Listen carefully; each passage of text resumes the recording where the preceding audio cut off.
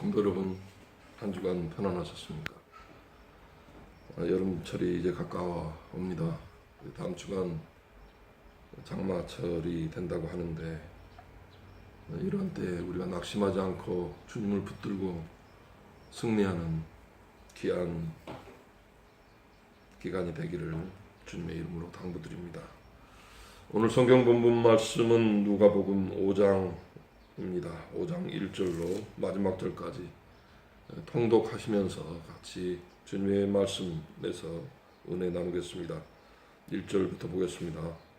누가복음 5장 1절. 무리가 몰려와서 하나님의 말씀을 들을새 예수는 게세나렛 호숫가에 서서 호숫가에 배 두 척이 있는 것을 보시니 어부들은 배에서 나와서 그물을 씻는지라. 예수께서 한 배에 오르시니 그 배는 시몬의 배라. 육지에서 조금 떼기를 청하시고 앉으사 배에서 무리를 가르치시더니 말씀을 마치시고 시몬에게 이르시되 깊은 데로 가서 그물을 내려 고기를 잡으라. 시몬이 대답하여 이르되 선생님, 우리들이 밤이 새도록 수고하여 잡은 것이 없지만은 말씀에 의지하여 내가 그물을 내리리다 하고 그렇게 하니 고기를 잡은 것이 힘이 많아 그물이 찢어지는지라.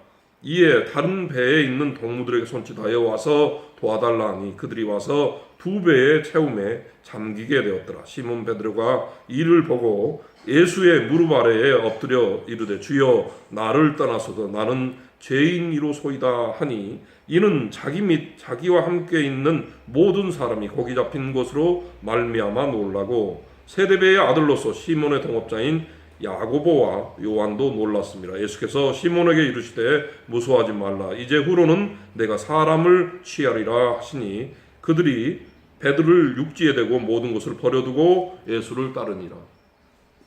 예수의 첫 번째 제자인 시몬 베드로가 예수님을 만나서 변화되는 모습을 우리가 이 성경 본문을 통해서 봅니다. 여기서 중요한 것은 베드로의 고백입니다. 저는 죄인이올시다 라고 하는 이 베드로의 고백을 우리가 주목해서 볼 필요가 있습니다. 정말 고기 잡는 데 전문가인 베드로와 그의 친구들이 밤새 고기를 한 마리 잡지 못하는 상황에서 예수께서 그들의 친구처럼 다가가서 배에서 무태에 있던 그 낙심하여 있는 이 베드로의 친구들, 그들을 다시 물가로 끌어내서 바닷가로 갑니다. 정말 뭇을 떠나는 그 바다로 가는 여정은 우리가 이 바다도시 인천에 살면서 때로는 강풍을 만날 수도 있고, 어떤 날은 정말 물고기 떼를 만날 수도 있고, 어떤 날은 정말 아무 고기도 꽃게 한 마리도 잡을 수 없는 그런 날들이 있다는 것을 우리는 알고 있습니다. 주님이 말하십니다. 여기에 그물을 던져라. 자기들 상식에서는 여기에 던져도 그 물고기들이 잡히지 않을 것 같은데, 그물이 찢어질 만큼 153마리의 물고기가 거기에 물고기 떼가 그물에 찢어질 만큼 잡혔다라고 하는 이 사실, 이 모나미 볼펜의 이 153이 거기에서 착안을 해서 만들어진 것인데, 이 서민들 속으로 들어간 예수께서 행하시는 이 이적이 그들을 계속 고기를 잡는 어부로 두고자 하는 것이 아니고, 정말 많은 이 물고기를 잡는 것처럼 이제 예수님의 제자가로 세움을 받아서 사람을 낚는 어부로 다시 인생을 살게 하겠다는 것입니다. 그래서 지금까지 그 삶들을 이제 성도째 내려놓고 예수를 따라가는 것입니다. 예수님의 제자가 되는 것입니다. 이 길에 우리도 같이 참여해야 할 줄 압니다. 자, 이어서 5장 12절부터 같이 보겠습니다. 예수께서 한 동네에 계실 때에 온몸에 나병 들린 사람이 있어 예수를 보고 엎드려 구하여 이르되 주여 원하시면 나를 깨끗하게 하실 수 있나이다 하니 예수께서 손을 내밀어 그에게 대심에 이르시되 내가 원하노니 깨끗함을 받으라 하신대 나병이 곧 떠나니라. 예수께서 그를 경고하시되 아무에게도 이르지 말고 가서 제사장에게 내 몸을 보이고 또 내가 깨끗하게 됨으로 인하여 모세가 명한 대로 예물을 드려 그들에게 입증하라 하셨더니 예수의 소문이 더욱 퍼짐에 수많은 무리가 말씀도 듣고 자기 병도 고침을 받고자 하여 모여오되 예수는 물러나사 한적한 곳에서 기도하시니라. 이 여름은 이제 우리가 또 휴가철이 있는 때죠. 정말 우리 삶이 분주합니다. 왜 이렇게 바쁜지 모르겠습니다. 우리 성경의 주인공들 엘리야도 그랬고요.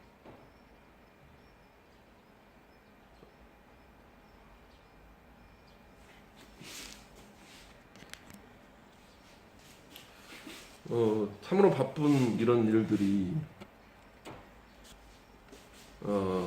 매번 우리를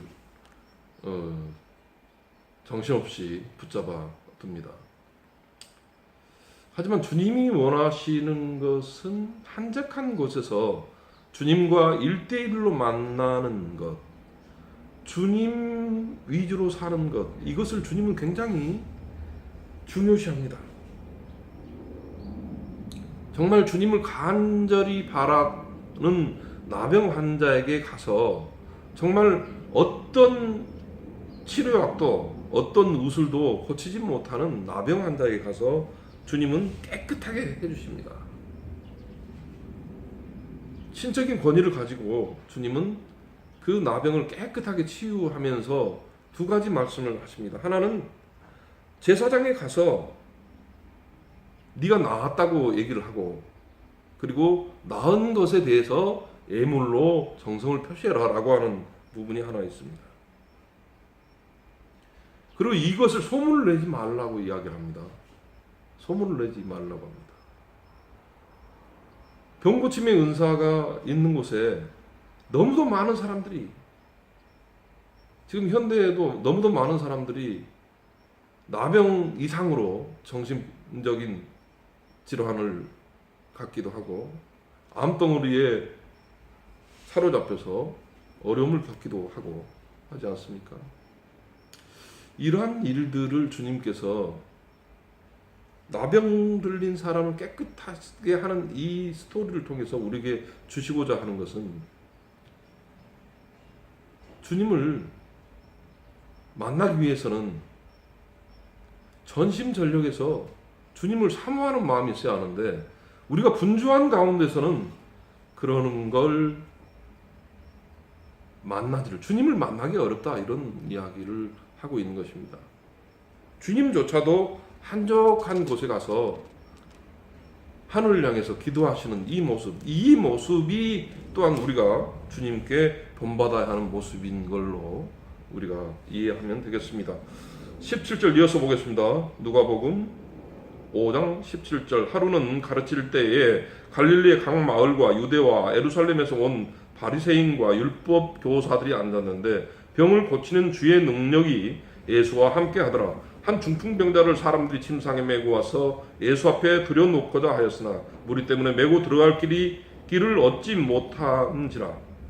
지붕에 올라가 귀화를 벗기고 병자를 침상째 무리 가운데로 예수 앞에 달아내리니 예수께서 그들의 믿음을 보시고 이르시되 이 사람은 내 제사함을 받았느니라 하시니 서기관과 바리새인들이 생각하여 이르되 이 신성 모독하는 자가 누구냐? 오직 하나님 외에 누가 능히 죄를 사하겠느냐? 예수께서 그 생각을 아시고 대답하여 이르시되 너희 마음에 무슨 생각을 하느냐? 내 제사함을 받았느니라 하는 말과 일어나 걸어가라 하는 말이 어느 것이 쉽겠느냐? 그러나 인자가 땅에서 죄를 사하는 권세가 있는 줄을 너희로 알게 하리라 하시고 중풍병자에게 말씀하시되 내가 내게 이르노니 일어나 내 침상을 가지고 집으로 가라 하시매 그 사람이 그들 앞에서 곧 일어나 그 누웠던 것을 가지고 하나님께 영광을 돌리며 자기 집으로 돌아가니 모든 사람이 놀라 하나님께 영광을 돌리며 심히 두려워하여 이르되 오늘 우리가 놀라운 일을 보았다 하니라. 중풍병에 걸린 친구가 있습니다. 친구들이 보기에 너무도 안타깝습니다. 잘 걸어 다닐 수 있는 친구가 왜 누워서 저렇게 고통 가운데 있는지, 고통아 물러가라 이렇게 했으면 좋겠는데 고통이 계속 있는 것입니다. 그때 안타까운 마음을 가진 친구들이 그를, 사람이 너무 몰려서 예수님께 접근할 방법이 없게 되자 지붕으로 올라가서 지붕을 뜯어내고 위에서 달아내서 주님 앞에 그가 보일 수 있게 내렸습니다. 주님은 이 사람들의 그 믿음을 보고 고쳐줍니다. 그런데 그 고친 것들에 대해서 당시에 종교 지도자들은 하나님이 아닌 인간이 어떻게 죄를 사할 수 있다는 말이냐라고 또 시비를 걸고 있는 모습을 볼 수 있습니다. 예수께서 말씀하십니다. 일어나 걸어라 라고 하는 말이 더 쉽다라고 하는 것입니다. 우리의 죄의 문제 주님께 맡겨드리면, 십자가 위에 우리의 죄를 대속하신 예수께 맡겨드리면 우리는 일어나 걸을 수 있는 권세를 가진 자들이다, 믿음을 가진 자들이다, 주님과 함께하면 그런 축복이 있다라고 하는 것을 우리는 이 성경 본문 말씀을 통해서 다시금 알게 되는 것입니다. 자, 5장 27절로 끝절까지 보겠습니다. 그 후에 예수께서 나가사 너희라 하는 세리가 세관에 앉아 있는 것을 보시고 나를 따르라 하시니 그가 모든 것을 버리고 일어나 따르니라. 너희가 예수를 위하여 자기 집에서 큰 잔치를 하니 세리와 다른 사람이 많이 함께 앉아 있는지라. 바리새인과 그들의 서기관들이 그 제자들을 비방하여 이르되 너희가 어찌하여 세리와 죄인과 함께 먹고 마시느냐. 예수께서 대답하여 이르시되 건강한 자에게는 의사가 쓸데없고 병든 자에게라야 쓸데있나니 내가 의인을 부르러 온 것이 아니요 죄인을 불러 회개시키러 왔노라.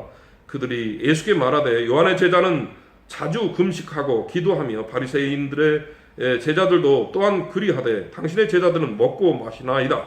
예수께서 그들에게 이르시되 혼인집 손님들이 신랑과 함께 있을 때에 너희가 그 손님으로 금식하게 할 수 있느냐. 그러나 그날에 이르러 그들이 신랑을 빼앗기리니 그날에는 금식할 것이니라.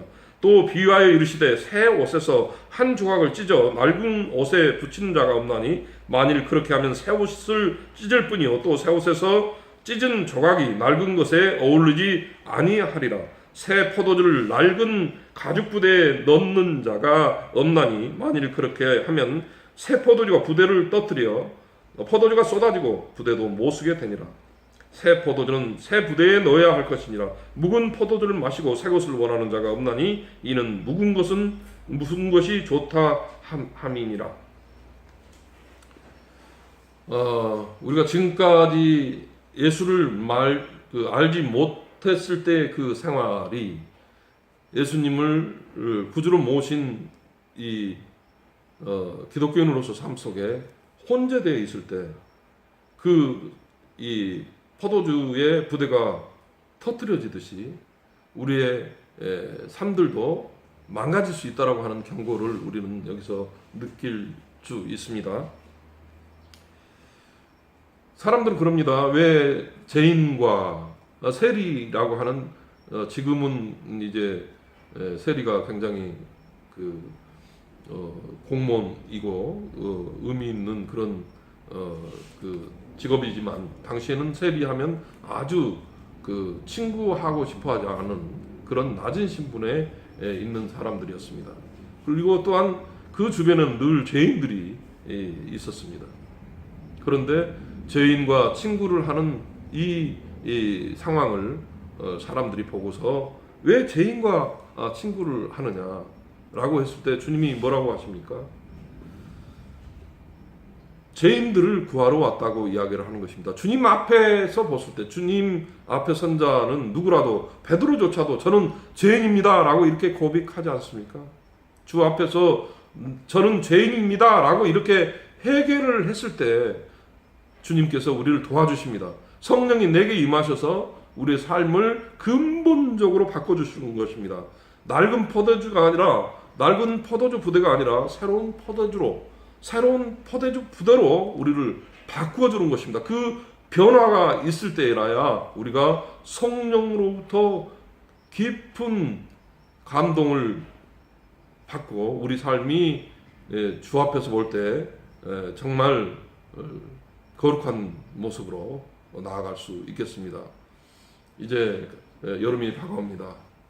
한적한 곳에 가서 기도하고 주님을 만나는 그런 귀한 자리에 들어가는 여러분들이 다 되시기를 주님의 이름으로 당부드립니다. 아멘.